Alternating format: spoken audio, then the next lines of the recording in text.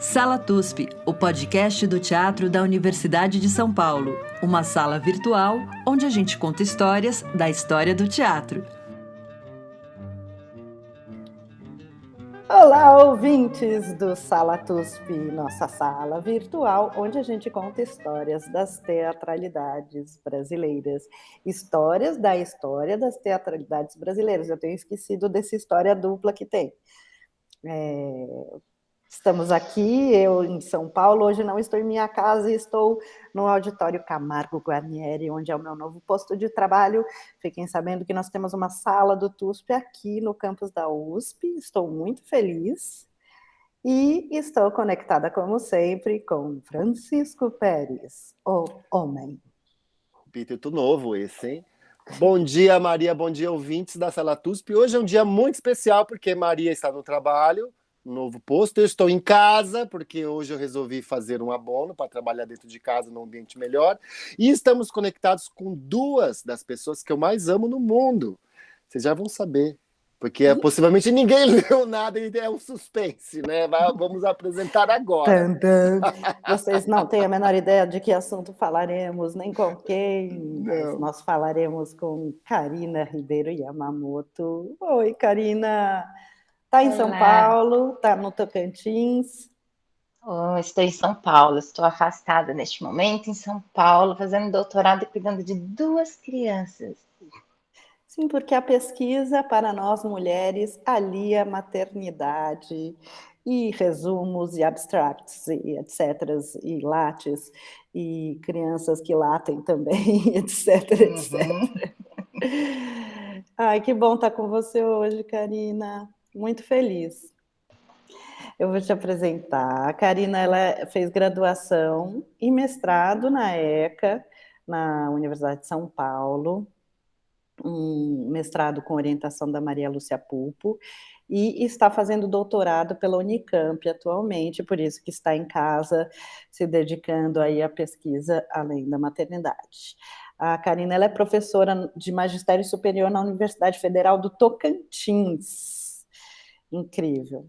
E a Karina realiza um trabalho de pedagogia do teatro há muito tempo, e hoje nós vamos conversar sobre uma dos vieses e que inspirou a tese de mestrado dela, que é o trabalho dentro de uma instituição de um reformatório. A gente pode falar sobre esses termos todos que é usado.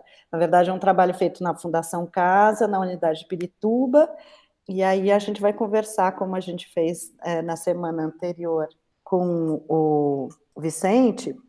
Nós vamos conversar um pouco sobre teatro em lugares onde há privação de liberdade, o que para nós parece um paradoxo, é um paradoxo, e como que se enfrenta esse paradoxo.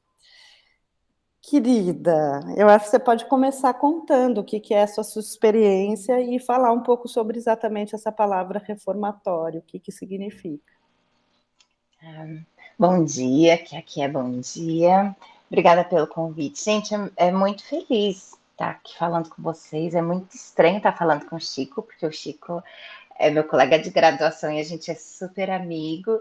E a Maria, ela é praticamente parte da minha vida, porque ela vive com o Chico e eu acabo sabendo das coisas que eu não deveria.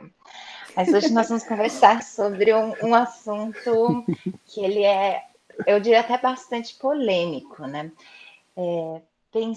Eu gosto de começar a pensar, porque bastante gente tem curiosidade em como eu fui parar lá na FEBEM. Eles falam, como você foi parar na FEBEM? Porque quando você fala FEBEM, todo mundo pensa, você foi presa na FEBEM? Na época eu tinha 23 anos, né? E eu gosto de começar com essa palavrinha, FEBEM. Você falou reformatório, porque quando eu entrei ainda era FEBEM. Ainda era a Fundação Estadual do Bem-Estar do Menor. O ano era 2005 e foi um ano marcado por muitas rebeliões, assim, foi um ano bastante conturbado. E eu acho que vale pensar um pouco o que foi a FEBEM, né? Até eu conto um pouco disso na dissertação, porque eu não sabia, eu não conhecia a história da FEBEM, não é algo que a gente tem em mãos da sociedade comum. Pensar que a FEBEM surgiu a princípio como um abrigo, e ela foi passando por diversas transformações até chegar a ser este local que era, eu gosto de dizer, de aprisionamento, porque quando eu entrei, eu me senti dentro de uma cadeia que prendia meninos. E aí, como que eu cheguei lá? Isso eu acho bem curioso. Eu participei de um projeto que tem no governo do estado de São Paulo, que chama Escola da Família. A Escola da Família abria as escolas aos finais de semana e eu entrei como professora de teatro para dar oficinas lá. E por que eu acho essa ponte interessante?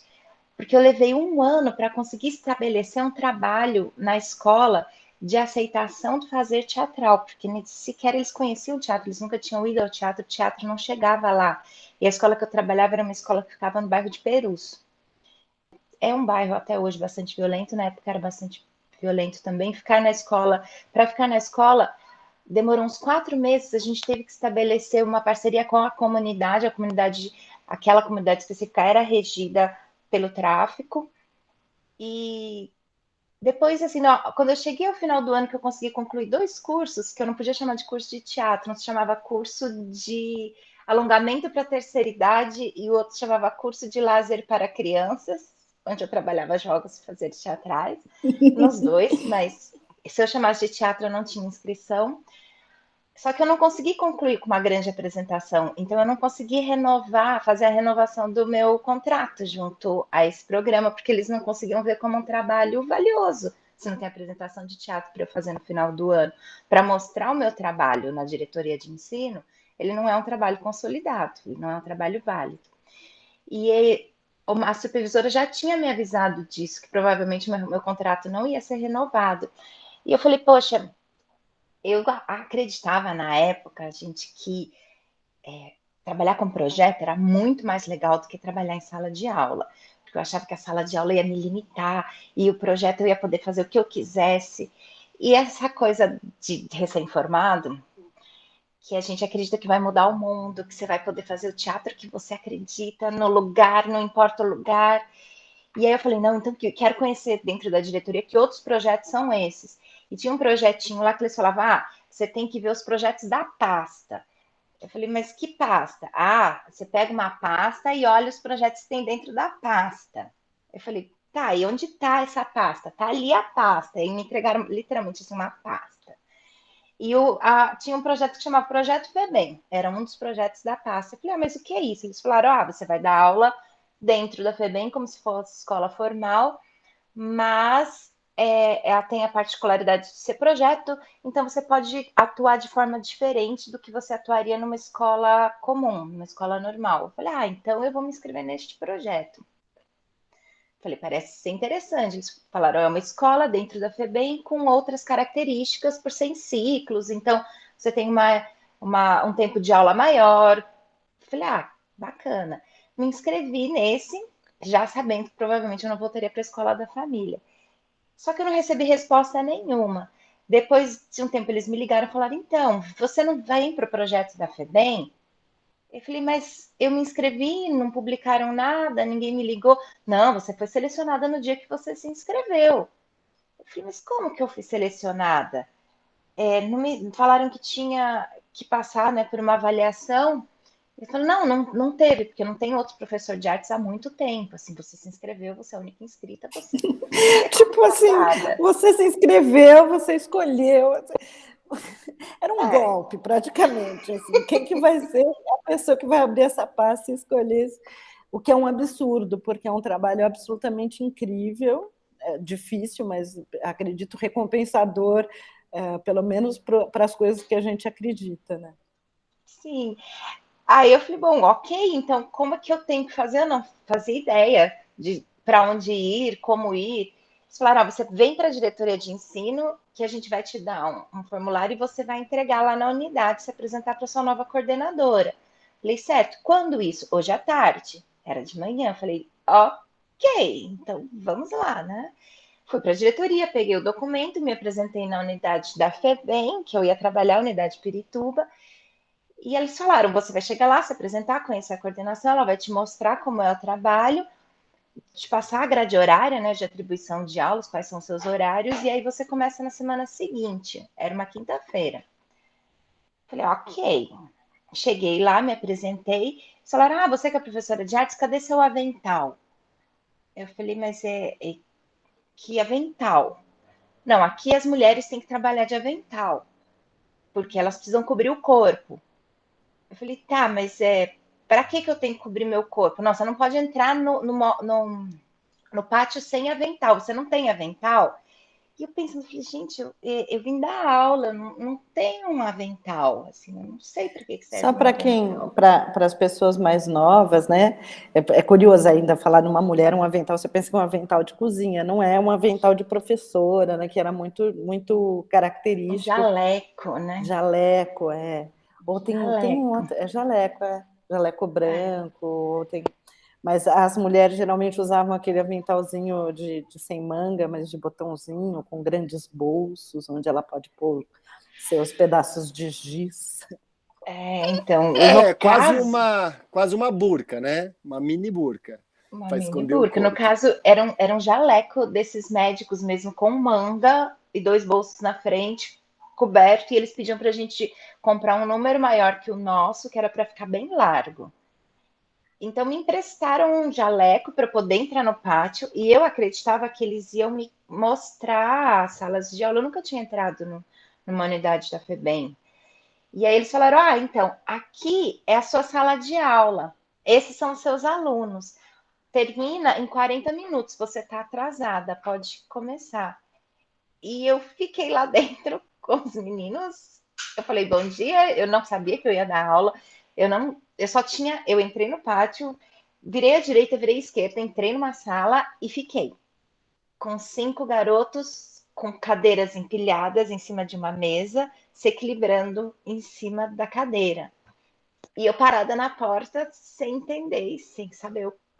Eu não sabia onde eu estava, não sabia que lugar era aquele direito. Assim, a gente tem o nosso imaginário, mas a realidade, quando você se confronta com ela, ela é sempre curiosa, né? Então, eu fui tentar conversar com eles.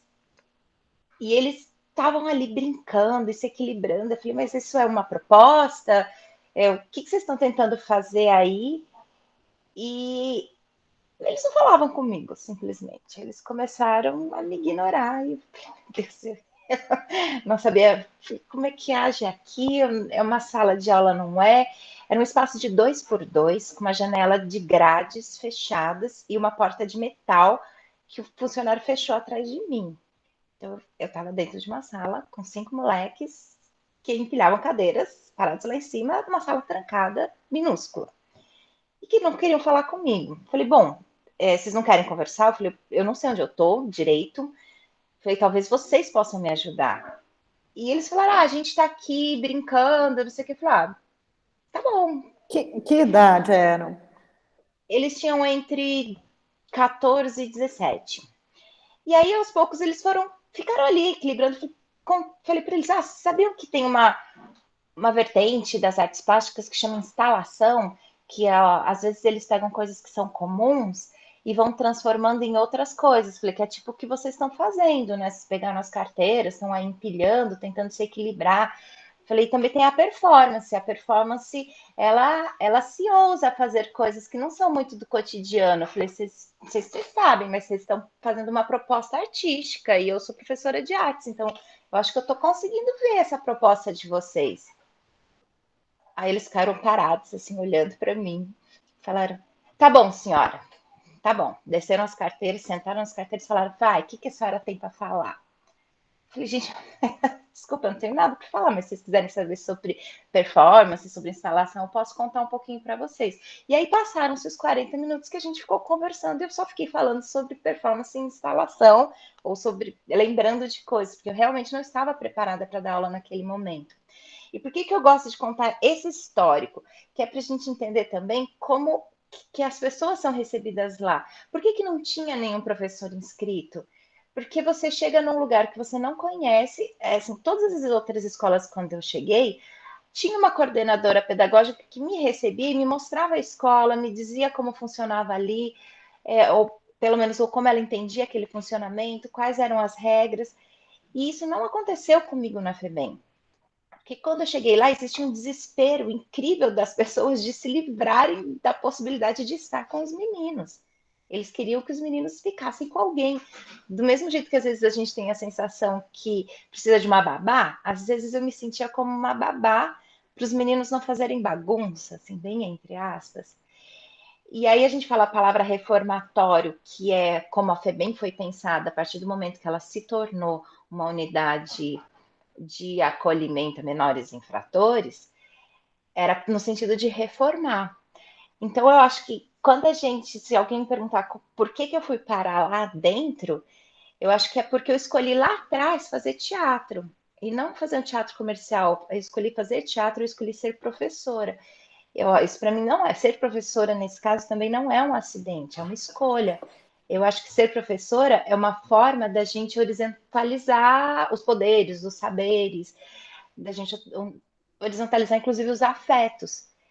Então, nesse sentido também, de como eu cheguei lá, assim que eu cheguei, dei essa aula, e aí acabou o tempo, assim, eles abriram aquela porta de metal, fez aquele barulhão, porque é uma porta de metal com trava, assim, ploft.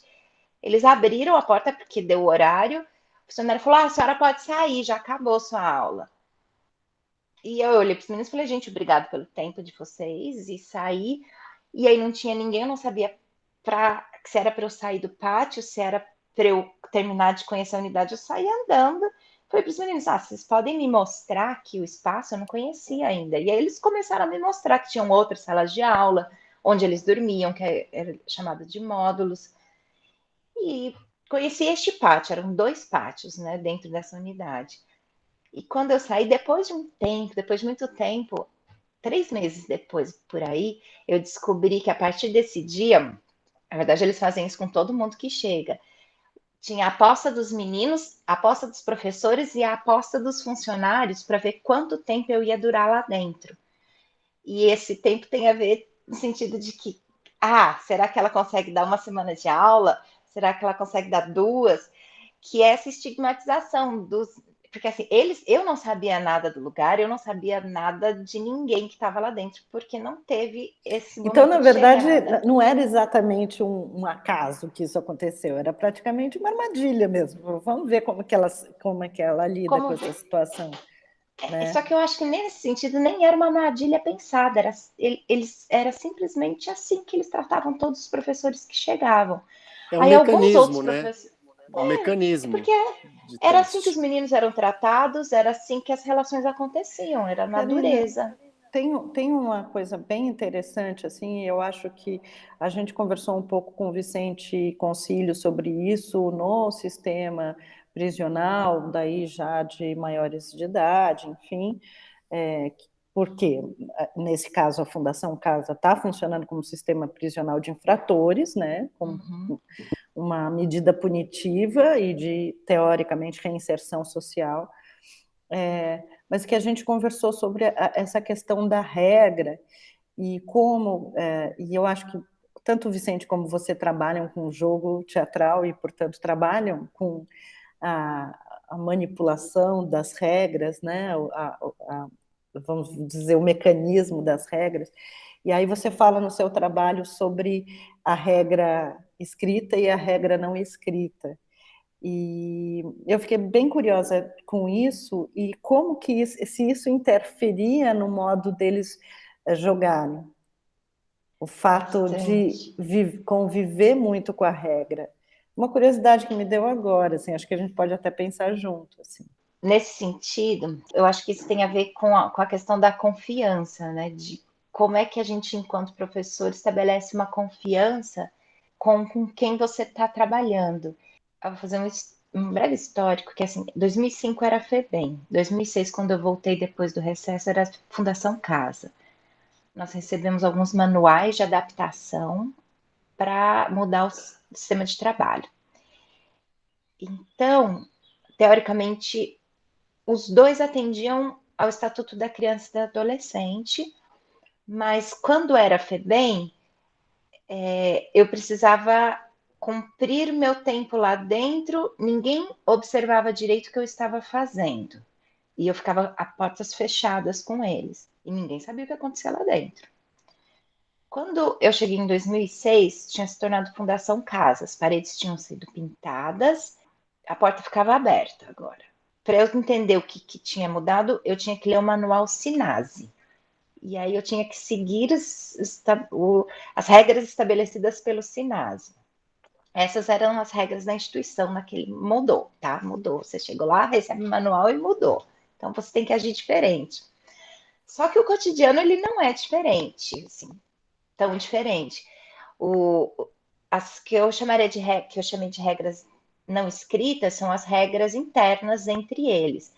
Na época, os meninos já seguiam o código do PCC. O código de conduta deles já era do PCC. Com algumas adaptações, porque nós estamos falando de menores, mas era o código de conduta do PCC, que eu também não conhecia, porque ele não está escrito também, né?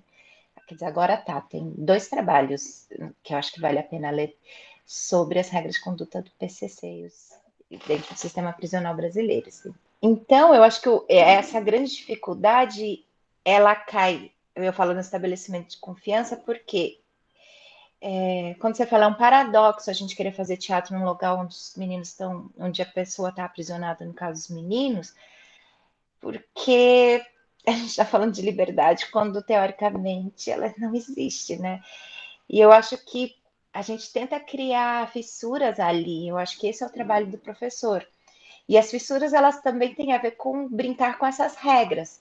E eu acho que todo o trabalho que eu fiz lá dentro com os meninos era tentar estabelecer pequenas fissuras nessas durezas de paredes e de regras que eram impostas para eles. Só que isso demorou bastante, Maria.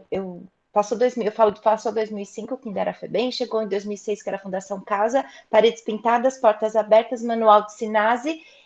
Aí a gente entra numa fase que eles chamam de cabeça baixa, mão para trás, que a casa está na mão dos Funça. Em 2005, a casa estava tomada, estava na mão dos meninos. Em 2006, a casa estava na mão dos Funça. Então, cabeça baixa, mão para trás, senhora. Era assim que funcionava. Os meninos só podiam me chamar de senhora. E eles faziam tudo aquilo que eu pedia para eles fazerem, mas eles estavam cumprindo o que eu estava mandando. Eles não estavam nem um pouco se relacionando comigo, completamente diferente do que era em 2005. Em 2005, como a casa estava tomada, a casa era deles, eles podiam se abrir. Em 2006, eles se fecharam. Mas eu não consegui fazer teatro ali com eles em nenhum dos 2 anos. Eu fui conseguir pensar teatro, ou pensar em cena, em 2007.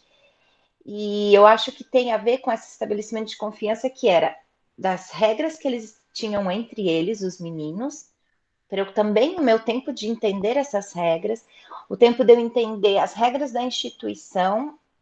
E aí a gente tem o jogo de regras que é cotidiano dos hábitos cotidianos daquele lugar, né? Então tinha também um código de conduta dos funcionários, que também não era escrito, e o código de conduta que a gente tem enquanto professor, porque eu estava vinculada a uma escola, formal, a uma escola que chama Irmã Marchetti. E aí tem as regras do jogo teatral, que na verdade são as regras mais livres dentro desse comboio todo. E eu falo estabelecimento de confiança, o que me deu foi mais difícil não foi estabelecer confiança para os meninos jogarem, foi estabelecer confiança para os funcionários permitirem que eu tivesse acesso aos meninos e que os meninos pudessem se libertar naquele momento comigo. Então, isso quer dizer, com a casa tomada, os funcionários não chegavam perto dos meninos. Com a casa na mão dos Funça, o funcionário tem que ficar na porta da sala de aula assistindo a minha aula. Então, eles não faziam. E aí, mas tem uma história maravilhosa, que é a história do funcionário que entrou para fazer o papel do funcionário.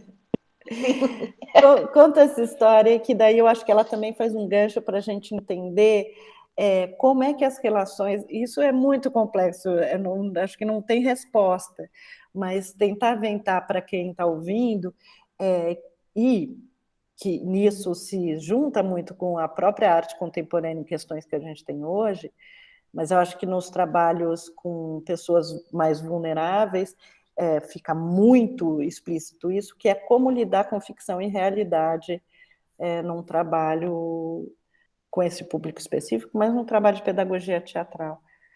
A gente eu consegui começar esse trabalho com o funcionário na porta, quando o funcionário acreditou que eu era capaz, e esse é o termo que eles usam, de dominar a sala.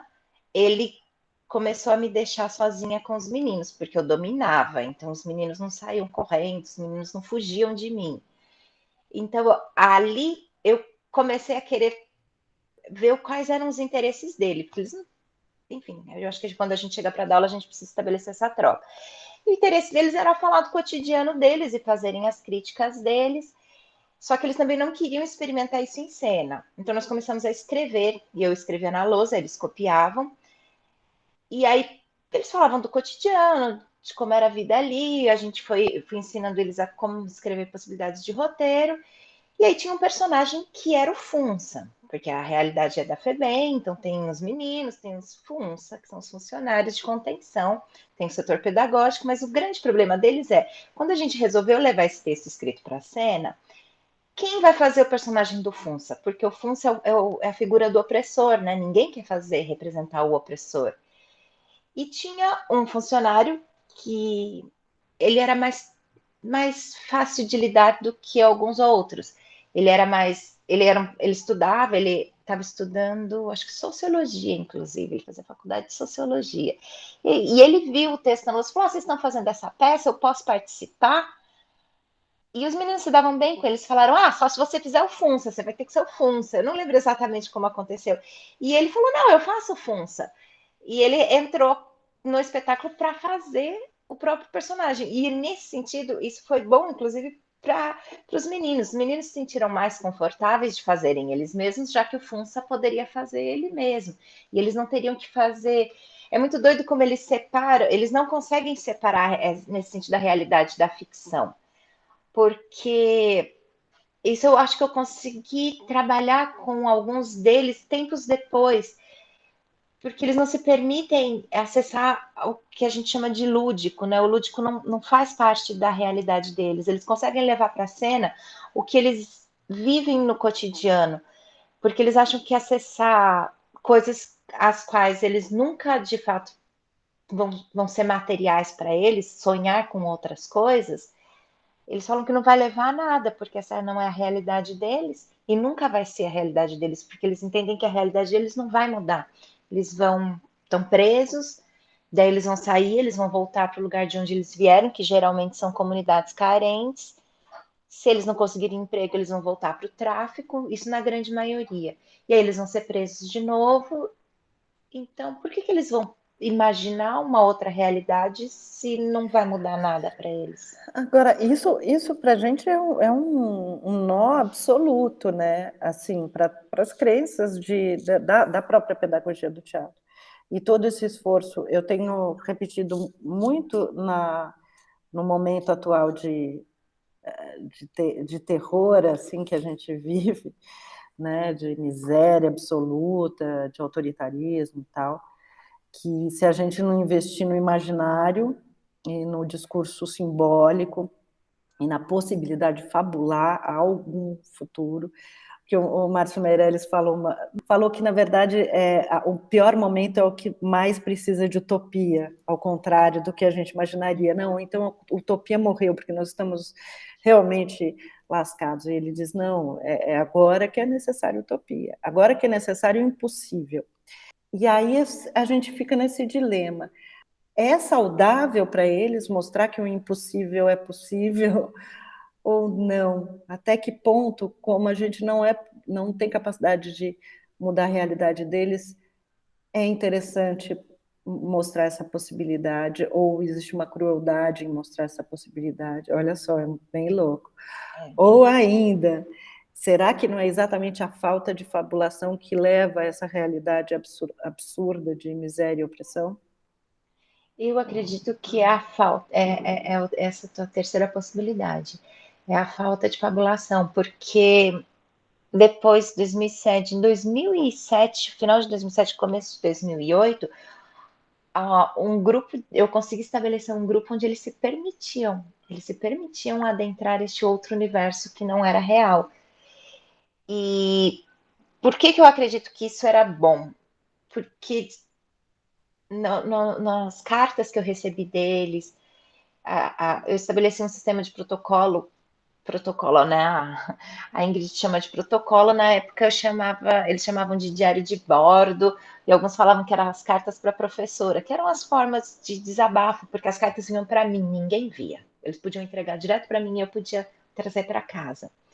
E nessas cartas eles relatam que com toda a dureza da realidade, quando a gente tinha aqueles momentos, pequenos momentos de teatro, de poder fazer teatro, de poder ir para um outro universo, que não era nem o universo real da realidade da FEBEM, nem a realidade para a qual eles retornariam, que era um universo de sonhos, eles falavam que era um momento que eles conseguiam se sentir, não só se sentir bem, mas acessar aquilo que eles viam na televisão, porque a única forma de acesso a outras coisas que eles tinham era a TV. Não, a maior parte dos meninos que vão para a FEBEM, eles são analfabetos ou analfabetos funcionais. Então, eles também não liam. Também, eu acho que isso é um trabalho que vale a pena pensar dentro da fundação, isso eu acho bastante bonito e eficiente, a maior parte dos meninos que ficam lá por mais de 6 meses, eles saem alfabetizados. E isso cria já uma outra possibilidade de acesso para eles. Boa parte dos meninos que começaram a fazer teatro e que entraram para o grupo de teatro, para além da sala de aula, que eu consegui criar um grupo com eles lá dentro, junto deles, eles começaram a ler livros e se interessar por literatura. E eu acho que isso é um grande ganho, porque quer dizer que em outros momentos também eles se permitiram acessar esse outro universo simbólico. Não era só, então, dentro da sala de aula. Eu sei também que, porque eles relatavam nas cartas, que as aulas de história eram incríveis, eles adoravam a aula de história, e antes dessa permissão ao acesso à fabulação ou ao lúdico, eles não se permitiam gostar da aula de história, mesmo eles achando o professor incrível, porque eles aprendem que dentro da realidade que eles vivem, saber da história é viver no passado. E você tem que viver o aqui e agora, você tem que viver o presente. Por isso que a realidade da FEBEM é tão presente para eles, porque eles vivem, a minha sensação é que eles sempre estão vivendo o presente, porque eles não têm possibilidade de futuro e o passado não foi bom. Então, vive o presente, vive o aqui e agora. Eu diria que é um carpe diem às avessas, assim, é o que a gente pensa de carpe diem. Mas de uma maneira completamente cruel, né? E o louco é que é pensar exatamente quando a gente pensa no universo da arte contemporânea e você vai tentar, por exemplo, nas ações performáticas, salientar o presente muito, como o trabalho talvez de construção quase dramática pode ser interessante exatamente para reconstituir um laço, um discurso, não sei, estou pensando aqui. Eu acho também por isso que eu fiz algumas sessões, eu tentei fazer, né? Eu não sou uma especialista nisso, mas algumas sessões de teatro do oprimido com eles. E eu achei muito doido, porque por serem adolescentes, por mais que eles tentam refletir e criam a possibilidade de mudar aquilo na cena, eles falavam para mim, senhora, isso é muito chato. Senhora, isso é muito chato, a gente não quer fazer isso. Eles falaram, a gente prefere ficar pensando isso ali no texto, que a gente já sabe ler e escrever agora, do que ficar tentando fazer na cena. Eu falava, mas qual que é a diferença disso? Isso não aparece na dissertação, porque isso veio depois. Eu falava, qual que é a diferença de fazer no texto e de tentar fazer na cena? E eles me diziam que era porque no texto eles podiam colocar lá e guardar com eles para pensar para o futuro. E se eles fizessem na cena, ainda era ali agora, não ia resolver. Eles não iam guardar. Ficava na mente, mas diferente do que a gente pensa que, então a gente traz para o corpo, e quando a gente traz para o corpo aquilo se resolve na gente, para eles era diferente. Bem, porque eles falavam que o Vicente fala disso também, eles não podiam demonstrar muitas coisas, então eles não podiam trazer de fato para o corpo. Então, se estava ali no texto, eles guardavam aquilo, de repente, para um outro momento, para um futuro fora dali. Bem, porque fora do momento sala de aula, que estava só eu e eles, sem nenhum funcionário da porta, eu tinha acesso a uma sessão de confiança. Ali era um grupo de confiança, que qualquer um que aparecesse, mesmo sendo o professor de história que eles tanto adoravam, a confiança ela era quebrada, porque talvez por eu ser mulher, por eles terem um carinho em relação à figura da mãe, porque dentro da FEBEM a figura da mãe ela é sagrada. Então, por eu ser mulher e eu cuidar deles, eu tenho a sensação que eles relacionavam a isso. E se chegasse, por exemplo, o professor de história, que ele é queridíssimo, o professor Humberto, já criava-se um atrito ali, onde a confiança, de certa forma, ela se rompia, porque o professor Humberto era homem. O professor Humberto demonstra ainda a questão do poder e dos micropoderes e dos conflitos que acontecem entre homens, porque só tinha meninos lá dentro. Então, e aí eles não se permitiam ir para o ficcional. O ficcional só é permitido com a figura feminina, isso é bem maluco também. Com a figura masculina, não. Eles podem ir, mas não muito, porque macho que é macho se contém. Tem isso também. Tem um momento aí da sua tese que eu adoro, eu já li ela umas vezes e eu reli ela para a nossa entrevista, que fala diretamente com uma das falas do Vicente que mais me emocionou no podcast passado, que quando as detentas falaram não para um trabalho, e eles, ao invés de se sentirem chateados pela questão da negação, eles celebraram a possibilidade delas terem escolha.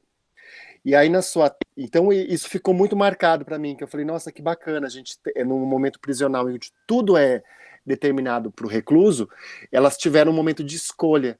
E aí você relata na sua tese vários momentos assim que você coloca os participantes como coautores do trabalho, e eles podiam escolher se eles queriam fazer algo ou não. E tem uma cena ótima, que é uma picardia, mas é muito legal. Vocês estão fazendo uma peça sobre um rei e eles têm que fazer os barulhos da floresta e eles falam, não, a gente não vai ficar de fora metendo louco nessa cena, eles não queriam fazer. E aí você fala assim, então escolham, assistam a cena sem o barulho e com o barulho decidam se vai ficar ou não. E aí eles assistem e eles falam, não, vamos fazer os barulhos, vamos meter o louco. E aí, neste momento, eu falo assim, nossa, neste momento eles tinham escolha, então eles olhavam para o trabalho artístico, talvez não tinha essa liberdade ficcional, mas tinha uma liberdade de expressão, de escolher o que tinha que fazer, o que não tinha que fazer, que eles não tinham em outros lugares da FEBEM, né? Ou da casa, da Fundação Casa. E eu acho que aí você toca num assunto bom, que é o interno, tinha uma liberdade de escolha dentro do seu trabalho. Isso é muito bonito, assim, de ouvir.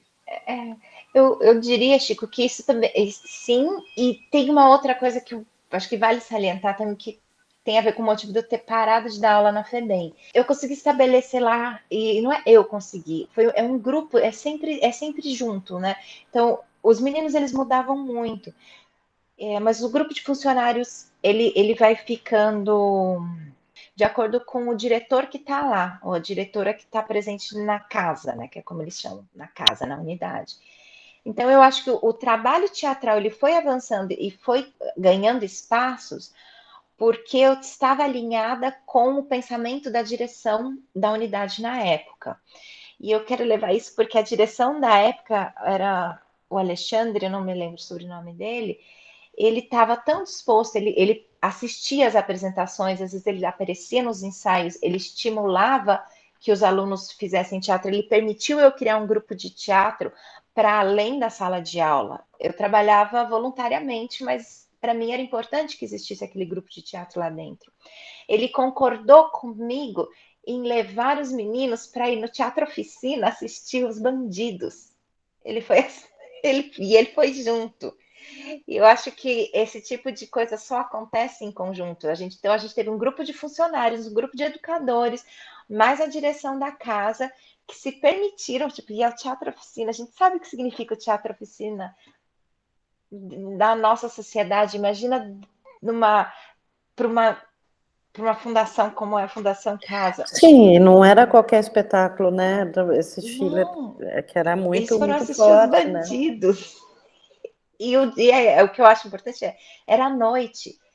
Os funcionários foram, eles permitiram, os meninos foram, e no dia aconteceu algo assustador, que era, para toda a saída, a gente até brincava na reunião de pais que lugar os meninos teriam pulseiras de prata e uma escolta, né? Cada vez que eles saíssem de casa. Só a FEBEM para proporcionar isso, né? Porque os meninos saíam algemados e com escolta. E a FEBEM ficou de mandar um carro, uma van, que caberia um micro-ônibus para 22 meninos. Nós íamos com 22 meninos. Quando eu falo 22 meninos, quer dizer que tem que ter um funcionário para cada 5 meninos. Então era muita gente que iria ao Teatro Oficina assistir Os Bandidos. E a FEBEM não mandou. Eles simplesmente não mandaram o micro-ônibus, porque eles ligaram e decidiram que o micro-ônibus ia para outro lugar e esse evento não ia acontecer. E o diretor, eu falo, por isso é o apoio conjunto, ele pegou a van que tinha na unidade, uma perua, na verdade, uma perua Kombi, e ele mesmo foi dirigindo a perua Kombi, com 5 meninos lá dentro e 3 funcionários que estavam preparados para o passeio já. E ele foi e levou esses meninos. Eu estava lá na porta do Teatro Oficina esperando eles chegarem. Assustei quando o micro-ônibus não chegou, mas eu fiquei feliz pela iniciativa. Todo o trabalho aconteceu, ele não foi só graças a mim. Eu acho que é graças a esse coletivo que existia na época. E logo que esse diretor foi trabalhar em outra unidade, as coisas para mim mudaram muito. Eu voltei lá para 2005. A unidade voltou para a mão dos meninos, mas depois ela ficava oscilando entre a casa tomada e a casa na mão dos Funça. Eu não tinha diálogo com a direção, a coordenação toda pedagógica mudou e eu não conseguia. Na verdade, assim, eu teria que reiniciar o trabalho do zero. De todo esse jogo que a gente falou sobre de lidar com todas aquelas regras que estão implícitas naquele lugar. As regras de jogo teatral, as regras de convivência, as regras da instituição e as regras da direção que tinha acabado de chegar, que ela pode ser mais flexível ou não. E foi por isso também que eu saí da FEBEM, porque eu não conseguia mais estabelecer diálogo com as pessoas que estavam ali, regendo a instituição. Parece que a gente volta num acordo que você coloca na sua tese, que é os alunos só aceitavam o trabalho quando eles viam que todo mundo estava no mesmo barco, né? E quando eles viram que as coisas não estavam caminhando no mesmo barco, eles também voltavam para um lugar anterior. Tem uma situação ótima ali, que é a questão de sentar no chão, que você só conseguiu estabelecer uma situação em que os alunos sentavam em roda no chão quando você sentou no chão. E aí os alunos entenderam que se você estava num barco e eles queriam navegar no mesmo barco que você, eles também tinham que ir para o chão. Então chegou o momento em que você estabeleceu com eles uma situação de parceria, que ela só funcionou porque também tinha toda essa equipe também como parceiro, né? Quando isso que se quebrou novamente, tudo voltou para um espaço anterior. Isso também é bem característico de espaços de reclusão, né? É recorrente em qualquer instituição, né? É recorrente numa escola, é recorrente numa ocupação, é recorrente provavelmente num acampamento, é recorrente numa instituição punitiva. Esse lugar aí do teatro-educação e desse acesso ambíguo entre a criação de um discurso simbólico potente enquanto arte e a reconstituição de um discurso simbólico de integração dos afetos daquele grupo, ela é um trabalho muito, muito tênue, ele mexe com muita coisa, em qualquer lugar que tenha regras, né? Esse direito ao não. Eu quero pedir desculpa, está uma barulheira aqui no TUSP, eu sinto muito se isso ficar no podcast. Queridos ouvintes, sinto muito, estão fazendo teatro aqui do lado e teatro faz barulho. Pois é, teatro atrapalha, né? Teatro faz barulho. Essa é uma grande questão. Em todas as escolas por onde eu passei, que teatro faz muito barulho. Teatro sempre atrapalha. Eu acho que uma característica específica da FEBEM enquanto instituição, e que é diferente do setor prisional, que é quando nós temos adultos, é que a FEBEM são os adolescentes. Eu acredito que pouca experiência que eu tive no setor prisional, que foi mais lá no Tocantins, acompanhando a supervisão de estágio, na FEBEM, os meninos eles são bem mais inseguros, como qualquer adolescente. No setor prisional, eles são capazes de por terem vivido mais, eu acredito, de observar o que tem ao redor e decidir por eles o que pode ser válido, o que é bom para eles, o que não é. Ali na FEBEM, na fundação, eles ainda são adolescentes, eles ainda não têm as certezas consolidadas, eles estão em fase de experimentação, como todo adolescente está em qualquer lugar, eles têm aquelas questões existenciais que todos os adolescentes têm, eles têm aquelas crises de autoafirmação, e lá dentro da unidade elas são bem mais marcantes, eu diria, porque eles precisam se afirmar em algum lugar, eles são excluídos da sociedade, eles são afastados da família, quando eles têm família, eles estão à margem da margem da margem. Então, e aí tem toda essa questão de ser adolescente, né, e a necessidade de afirmar a sua identidade. E aí eu vou afirmar minha identidade mostrando que eu sou fraco, fazendo teatro, que para eles é coisa de desandão, essa é a palavra, né? Desandão é aquele que não está na ordem, que não está no esquema. Então aí você vai. Porque o que faz o desandão? O desandão mostra suas fraquezas. Eles vão fazer teatro, se abrir, mostrar que eles têm fraquezas, eles não podem fazer isso. Eles já são fracos demais perante todo o resto da sociedade a qual eles nem sequer vivem, né? A qual eles margeiam. Por isso eu acho que eles estão mais à margem ainda até do que o dentro de, não sei se é mais à margem, mas eles estão tão à margem quanto o sistema prisional, ou quanto os adultos. E eu fico triste, na verdade, porque eles não tendem a observar uma possibilidade de futuro, que eu vi em alguns homens que eu conheci no sistema prisional, eles ainda pensam em futuro. Vários deles vislumbram futuro. Os meninos, a grande maioria, não vislumbravam futuro. Eles vislumbravam repetição de presente, sempre repetição do presente. E isso que eu acho mais triste dentro da fundação.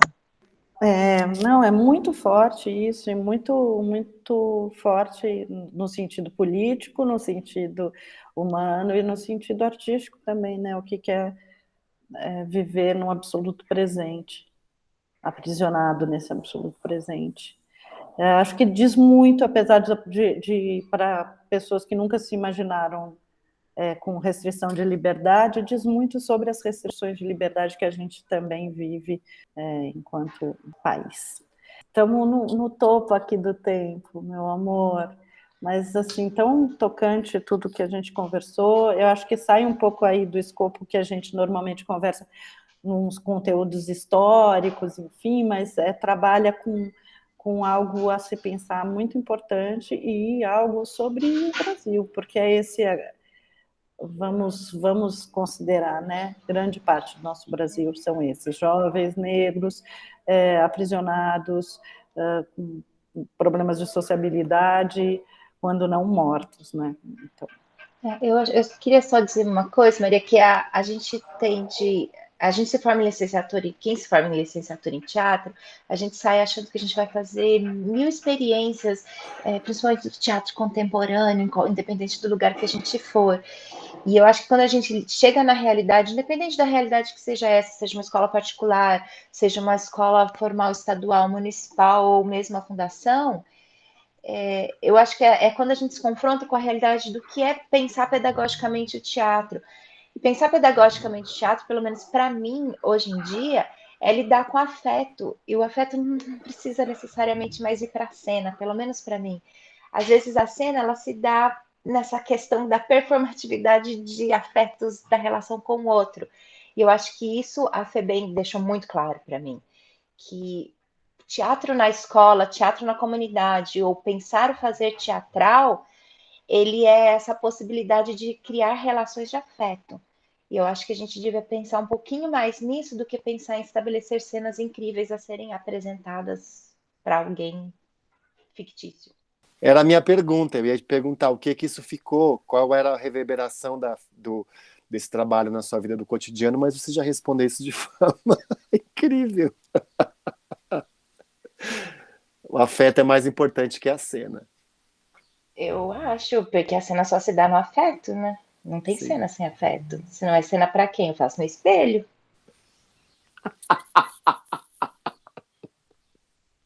Eu termino com o meu amado mestre, então, a pérola que vá para o diabo, eu quero a ostra com saúde. Quem fala isso, Maria? Brecht, Galileu Galilei.